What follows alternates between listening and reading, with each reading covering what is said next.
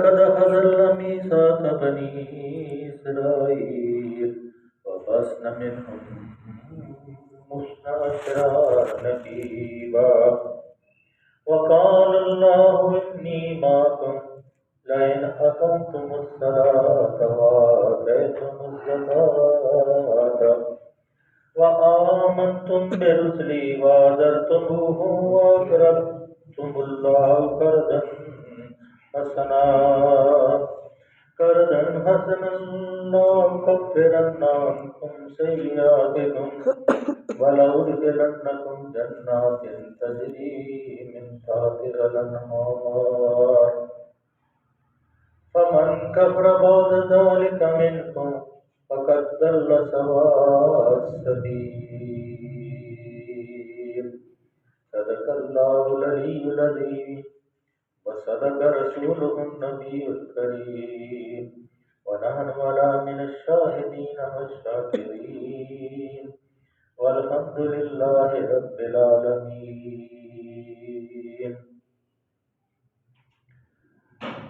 گزشتہ روز ہم نے جو پڑھا تھا یہ آیا مبارکہ جو ہے اس کا تسلسل ہے۔ کل ہم نے پڑھا تھا کہ کسی گروہ کی دشمنی تم کو اتنا نہ مشتل کر دے کہ انصاف سے پھر جاؤ، عدل کرو، یہ قضا ترسی سے زیادہ مناسبت رکھتا ہے۔ بعض بات ہوتا ہے کہ انسان کسی ذاتی غصے کی وجہ سے، کسی ذاتی اناد کی وجہ سے یا کسی بنیادی کسی اختلاف کی وجہ سے اگر وہ کرسی انصاف کے اوپر بیٹھا ہے تو اس کے پاس ایسے لوگ آتے ہیں جو کبھی کبھار ایسا ہوتا ہے کہ کوئی ان کے ساتھ کوئی دشمنی ہو یا ان کے خلاف اختلاف ہو یا ان کے کوئی تناؤ اور عداوت ہو، اللہ نے فرما دیا تھا کہ جو کرسی صدارت کے اوپر بیٹھے گا، جو کرسی عدالت کے اوپر بیٹھے گا، اس کا کوئی رشتہ دار نہیں، اس کا انصاف رشتہ دار، اس نے انصاف کرنا ہے۔ تو اللہ نے فرمایا تھا کہیں ایسا نہ ہو کسی گروہ کی دشمنی یا کسی گروہ کی عداوت یا کسی گروہ سے پرانے اعتبار کا ایسا اختلاف ہو کہ اگر اس کا فیصلہ تمہارے پاس آئے یا مسلمانوں تو ایسا نہ کرو کہ تم حد سے بڑھ جاؤ پر انصاف نہ کرو۔ اگر انصاف نہیں کرو گے تو پھر وہی حال ہوگا جو میں نے بنی اسرائیل سے تم سے وعدے لیے تھے اور وہ وعدوں سے انہوں نے انکار کیا تھا، اور اس انکار کی وجہ سے پھر بنی اسرائیل کی سلطنت کو ختم کر دیا گیا تھا اور ان کے اوپر بے شمار عذاب آئے، اور پھر موسیٰ علیہ السلام کی آمد کے بعد پھر ان کو نجات ملی، لیکن پھر انہوں نے وہی کام کیے جو نافرمانی والے تھے۔ اس لیے ان کے حالات کو مد نظر رکھتے ہوئے اللہ مسلمانوں کو ایک تنبیہ فرما رہے ہیں، اور سامنے وہ تاریخی سارے واقعات ہیں، اس لیے کہ اگر بنی اسرائیل نے یہ کام کیا تھا تو ان سے امامت کے جو کرسی تھی چھین لی گئی تھی اور دنیا کے اندر کو ذلیل و رسوا کر دیا گیا تھا۔ تو اے مسلمانوں، اگر تم یہ کام کرو گے تو تم بھی دنیا کے اندر رسوا ہوگے، اور یہ ساری دنیا کے اندر اس وقت جو رسوائی ہے اس وجہ سے ہے کہ ہم نے اللہ سے کیا ہوا عہد جو ہے توڑ دیا ہے۔ جب ہمارے آباء و اجداد تھے ان کو یہ کوئی علم نہیں تھا کہ ہمارے پاس کوئی حکومت بنے گی یا ہمارا کوئی زور ہوگا، ہماری سلطنت قائم ہوگی، ہم لوگوں کے اوپر حکومت کریں گے۔ وہ صرف اور صرف اللہ کی رضا کے لیے میدان کارزار میں نکلتے تھے اور اپنی جانوں کے نذرانے پیش کرتے تھے۔ اس لیے آج سے یہ کیونکہ خطاب جو ہے پھر بنی اسرائیل کی طرف جا رہا ہے کہ پہلے بنی اسرائیل سے لیا تھا عہد، تو پھر اب پھر اس عہد کی کہ لا ينقضون عہد اللہ من بعد میثاقہ، اللہ کے ساتھ عہد کرنے کے ساتھ توڑو نہ، ورنہ پھر وہی عہد ہوگا۔ اور یہاں پھر آج اللہ تعالیٰ فرماتے ہیں وعد اللہ الذین آمنوا وعملوا الصالحات، جو لوگ ایمان لائیں، ایمان لائیں پورے، یہ نہیں قلب سے، دل سے، تحت شعور سے ایمان لائیں، پڑھ لکھ کے کہ ایمان ہم لائیں گے، ہم اللہ کو اپنا وحدہ لا شریک سمجھیں گے، اس کا کوئی شریک نہیں ہے، اور اسی کی عبادت کریں گے، اسی سے مانگیں گے، وہی ہمیں دے گا، اس کے علاوہ کوئی دینے والا نہیں، نہ موت، نہ زندگی، نہ عزت، نہ ذلت، نہ رسوائی، نہ راحت، نہ خوشی، نہ غم، ہر چیز اللہ کے اختیار میں ہے، اسی سے مانگنا ہے۔ نانو بحبل الورید، وہ رگے جان سے، یہ جو میں بول رہا ہوں اس سے بھی قریب ہے اللہ، اس سے بھی قریب ہے۔ وَلَقَدْ خَلَقْنَا الْإِنسَانَ وَنَعْلَمُ مَا تُوَسْوِسُ بِهِ نَفْسُهُ نَحْنُ أَقْرَبُ إِلَيْهِ مِنْ حَبْلِ الْوَرِيدِ۔ اور اس کے علاوہ اس یتلقی المتلقیان عن الیمین وعن الشمال قعید ما یلفظ من قول الا لدیہ رقیب حفیظ، کہ کوئی لفظ ایسا نہیں نکلتا جو دو حاضر باز فرشتے اللہ نے ہمارے اوپر متعین فرمائے ہوئے ہیں، وہ ہر لفظ کو اپنے ضبط تحریر میں لاتے ہیں اور قیامت کے دن ہمارا صاحب سامنے پیش ہوگا۔ تو اللہ فرماتے ہیں وعد اللہ الذین آمنوا وعملوا الصالحات، جو لوگ ایمان لائیں اور نیک عمل کریں، چھوٹی سی مطالبہ ہے، لہم مغفرت و اجر عظیم، اللہ نے ان سے وعدہ کیا ہے کہ ان کی خطاؤں سے درگزر کیا جائے۔ خطائیں تو ہوتی ہیں، نازشیں تو ہوتی ہیں، دل میں خیالات تو شیطان تو حلاول کرتا ہے، ان کے اندر داخل ہوتا ہے، نظریں بدل جاتی ہیں، قدم لڑک جاتے ہیں،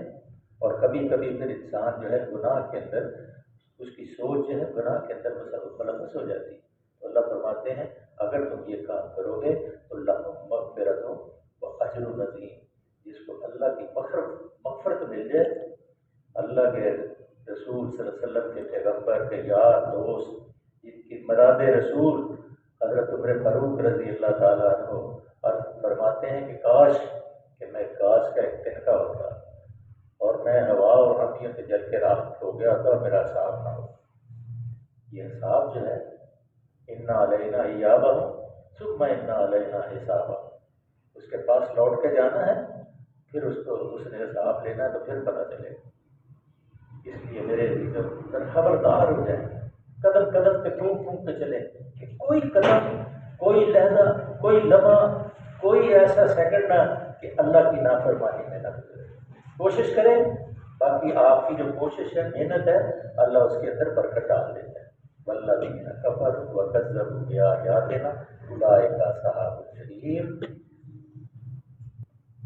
اور جو لوگ اللہ کی آیات سے کفر کرتے ہیں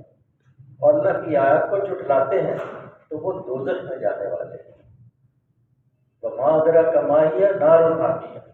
اس کے جو ایندھن ہے وہ پتھر ہے، ادراک نہیں ہے، سمجھ نہیں اللہ پر، اللہ کا چیلنج ہے کہ وما ادراک ما ہی نار حامیہ، وہ کیسی آگ ہے، ثم یتجنبها اشقى الذی یصلی النار الکبریٰ ثم لا یموت ولا یحییٰ، کہ وہ ایسی بھڑکتی ہوئی آگ ہے، جب اس کے اندر ڈالے جاؤ گے تو جل جاؤ گے، راکھ ہو جاؤ گے، پھر بنائے جاؤ گے، پھر ڈالے جاؤ گے، نہ مرو گے نہ زندہ رہو گے۔ جیسے سورہ رحمان میں آتا ہے یورث المجرمون بسیماہم فیؤخذ بالنواصی والاقدام، کہ چہروں سے مجرم پہچانے جائیں گے، چہروں سے، یہ نہیں کہ بتانا پڑے گا کہ یہ مجرم ہے، چہروں سے پہچانے جائیں گے، اور ان کے پیشانی کے بعد اور پاؤں سے پکڑ کے جہنم میں ڈال دیا جائے گا، اور کہا جائے گا ہذہ جہنم التی یکذبون بہا المجرمون، یہ وہ جہنم ہے جس کو تم مجرموں جھٹلاتے تو، یطوفون بینہا و بین حمیم آن، اب تم گرم پانی اور کھولتے ہوئے پانی کی طرف جاؤ، اور پھر جب آپ واپس آؤ تو پھر آگ میں جلو، پھر اسی طرح زندگی گزرے گی۔ تو اس خوفناک منظر کو، اس فلم کو، اس پکچر کو اپنے سامنے رکھیں اور زندگی اللہ کی اطاعت کے اندر گزاریں۔ یا ایھا الذین آمنوا اذکروا نعمت اللہ علیکم اذ ہم قوم ان یبسطوا علیکم، یہ ایک واقعہ ہے جو اللہ تعالیٰ نے یہاں بیان فرمایا ہے کہ آپ کے علم میں ہے کہ مدینے کے ارد گرد یہودی رہتے تھے، تو اللہ فرماتے ہیں لوگوں جو ایمان لائے اللہ کے اس احسان کو یاد کریں۔ اس کے حضرت عباس راوی ہیں کہ ایک دفعہ یہودیوں نے آپ صلی اللہ علیہ وسلم کو ایک دعوت پہ بلایا، اور چینیدہ جو صحابہ تھے ان کو بھی ساتھ بلایا، اور ان کا پروگرام یہ تھا کہ وہ جب آپ یہ دعوت کے اوپر آئیں گے تو وہ ایک دم آپ کے اوپر حملہ آور ہو جائیں گے اور اسلام کو ختم کر دیں گے۔ تو اللہ نے اپنے فضل سے اپنی وحی کے ذریعے آپ کا دو جہاں سرکار مدینہ کو آگاہ کر دیا اور آپ وہاں نہیں گئے۔ یہ وہ واقعہ ہے۔ یا ایھا الذین آمنوا اذکروا نعمت اللہ علیکم اذ ہم قوم ان یبسطوا علیکم، کہ لوگوں جو ایمان لائے اللہ کو اس احسان کو یاد کرو جو اس نے بھی حال میں تم پر کیا ہے، جبکہ ایک گروہ نے تم پر دست درازی کا ارادہ کر لیا مگر اللہ نے ان کے ہاتھ تم پر اٹھنے سے روک دیے۔ اللہ سے ڈر کر کام کرتے رہو، ایمان رکھنے والوں کو اللہ ہی پر بھروسہ رکھنا چاہیے۔ یبسطوا علیکم ایدیہم وکف ایدیہم عنکم واتقوا اللہ وعلی اللہ فلیتوکل المؤمنون۔ اب یہ دیکھ لیں کہ اس وقت کوئی صحابہ کا کوئی مفاد نہیں تھا، ان کو پیش نظر کوئی زمین لینی نہیں تھی، ان کے پیش نظر کوئی مکان کے اوپر قبضہ کرنا نہیں تھا، ان کے پیش نظر کوئی دولت کے انبار اکٹھے نہیں کرنے تھے، ان کے پیش نظر نہ ہی کوئی مکان اور کوئی محل بنانے تھے، ان کے پیش نظر اللہ کے دین کو قائم کرنا، اللہ کے دین کو قائم کرنا تھا۔ اللہ نے کہا تھا کہ تم اس دین کو قائم کرنے کے لیے جھوٹے گا، اس کے لیے میں جنت کے ممن دون ہی ماں جنت ہل جزاء الاحسان الا الاحسان، اس کے لیے میں نے دو جنتیں بنائی، اور جنت کی کہ المتقین علی فرش بطائنہا من استبرق وجنى الجنتین دان، کہ جو متقی لوگ ہوں گے، جو ڈر کے جنہوں نے زندگی گزاری ہوگی، جو اللہ کے دین کی محافظت کے لیے اٹھے ہوں گے، جو اللہ کے دین کو قائم کرنے کے لیے کوشش اور جستجو کرتے ہوئے اپنی جان کے نذرانے دیں گے، ان کو اللہ کیا کرے گا؟ متقین علی فرش، یہ فلم سامنے پکچر ہے کہ بڑے بڑے گلیچے موٹے اس کے اوپر اللہ ان کو بٹھائے گا، بیٹھے ہوں گے تختوں کے اوپر اور مزے لے رہے ہوں گے، اور پھر پھر اللہ فرماتے ہیں فیہن قاصرات الطرف لم یطمثہن انس قبلہم ولا جان، کہ اس کے اندر ایسی خوبصورت ان کی ہم رکاب بیویاں ہوں گی کہ جن کو نہ کسی جن نے پہلے ہاتھ لگایا ہوگا اور نہ کسی انسان نے ہاتھ لگایا ہوگا۔ کأنہن الیاقوت والمرجان، ویسے یاقوت اور مرجان جیسے ہیرے ہوتے ہیں۔ ہل جزاء الاحسان الا الاحسان، اور نیکی کا بدلہ نیکی کے سوا کیا ہے؟ یہ اللہ تعالیٰ نے وَلَقَدْ أَخَذَ اللَّهُ مِيثَاقَ بَنِي إِسْرَائِيلَ، اللہ نے بنی اسرائیل سے پختہ عہد لیا تھا۔ آپ کو پتہ ہے کہ حضرت یعقوب علیہ السلام کے 12 بیٹے، تو 12 ہی نقیب وَبَعَثْنَا مِنْهُمْ اثْنَا عَشَرَ نَقِيبًا، اللہ تعالیٰ نے ان کے اوپر 12 رہنما، 12 قبیلوں کے 12 لوگ جو تھے ان کے اوپر نقیب جو ان کی رہنمائی کرنے والے بنائے تھے، لیکن ان کی جو کتاب ہے بائبل اس کے اوپر لکھا ہے کہ وہ سردار تھے۔ اللہ فرماتے ہیں کہ میں نے ان کے اوپر نقیب جو رہنما تھے، ہر قسم کی اس کی اصلاح کرنے والے تھے، وہ متعین کیے تھے تاکہ وہ ادھر ادھر لٹکنے لگے تو وہ یہ رہنمائی کریں تاکہ وہ کوئی جواز پیش نہ کر سکیں کہ ہمیں تو سمجھانے والا کوئی نہیں تھا۔ وقال اللہ انی معکم، اللہ نے فرمایا کہ اگر تم وقال اللہ انی معکم، اگر تم نے نماز قائم رکھی اور زکوٰۃ دی اور میرے اصولوں کو مانا اور ان کی مدد کی، اپنے خدا کو اچھا قرض دیتے رہے، اپنے خدا کو اچھا قرض دیتے رہے، تو یقین رکھو کہ میں تمہاری برائیاں تم سے ظاہر کر دوں۔ وقال اللہ انی معکم لئن اقمتم الصلاۃ، میں تمہارے ساتھ ہوں، اللہ فرماتے ہیں، لیکن شرط کیا ہے؟ اقمتم الصلاۃ، کہ نماز، یہ آپ اندازہ لگائیں کہ نماز کی اللہ کے یہاں کتنی اہمیت ہے، کہ جنگ کے اندر ہیں آپ، بستر مرگ کے اوپر ہیں آپ، ہوش میں ہیں تو نماز پڑھنی، چاہے دل کے اندر پڑھے چاہے چل کے پڑھے، اور بلکہ نماز آپ چلتے ہوئے جنگ کے اندر پڑھ سکتے ہیں۔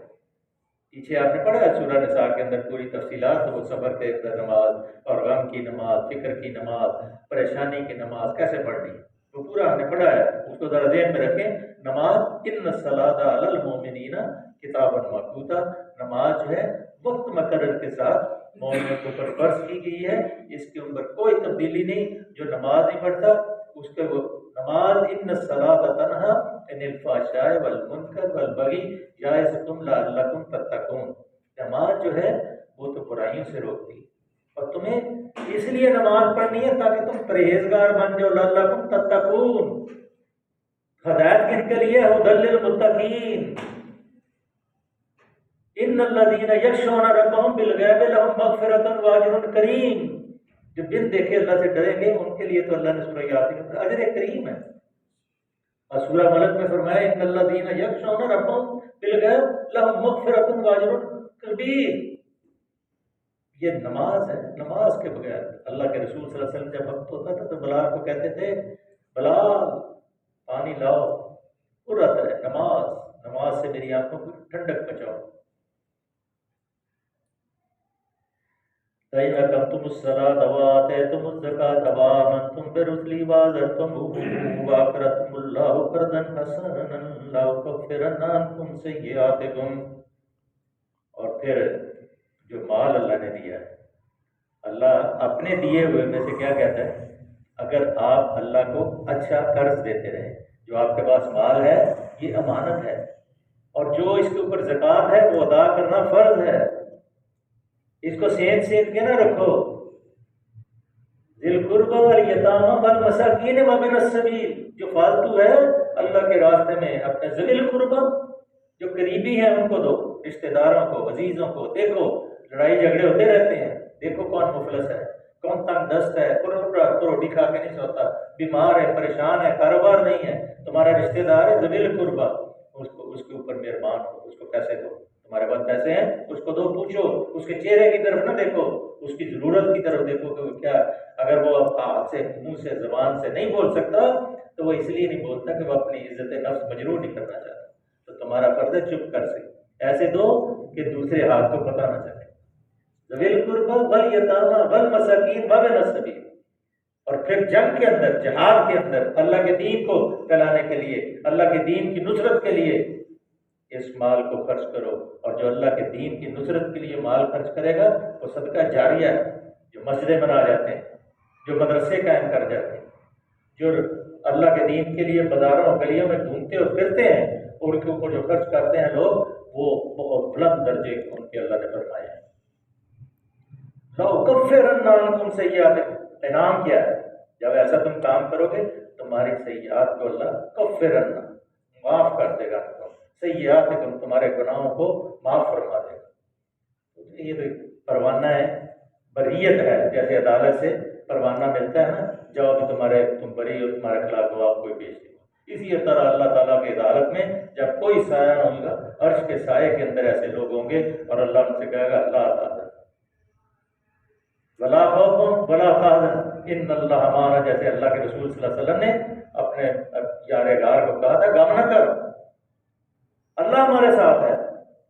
تو اللہ دنیا میں جو خوف ہوتا ہے انسان کے اوپر، ولا خوف علیہم ولا هم یحزنون، تو وہ اللہ جو خوف دنیا میں آتا ہے اس کو بھی ظاہر کر دیتے ہیں، یہ تو منانے قلب حاصل ہو جاتا ہے۔ تو اللہ قرآن اکفرن عنکم سیئاتکم، تمہارے برائیاں تم سے ظاہر کر دوں گا اور تمہارے گناہوں کو معاف کر دوں گا، تمہیں پروانہ بریت مل جائے گا، جنت تمہارے لیے کھل جائے گی۔ وَلَأُدْخِلَنَّكُمْ جَنَّاتٍ تَجْرِي مِن تَحْتِهَا الْأَنْهَارُ، ایسی جنت، ایسے باغوں میں داخل کروں گا جن کے نیچے نہریں لہریں لے رہی ہیں، ایسے محل ہوں گے جن کے پاس سے نہریں گزر رہی ہوں گی، دودھ کی نہریں، شہد کی نہریں، اصل المصفہ شہر کے بارے میں اللہ نے فرمایا کہ کیسی وہ کہ ہیرے اور موتی کی دیواریں، کنارے نہروں کے ایسے ہوں گے کہ موتی جڑے ہوں گے، اور ریت کی جگہ نیچے سرخ سفید لال پڑے ہوں گے۔ یہ وہ جنت ہے جو آپ کو ملنی ہے، اس کے لیے کوشش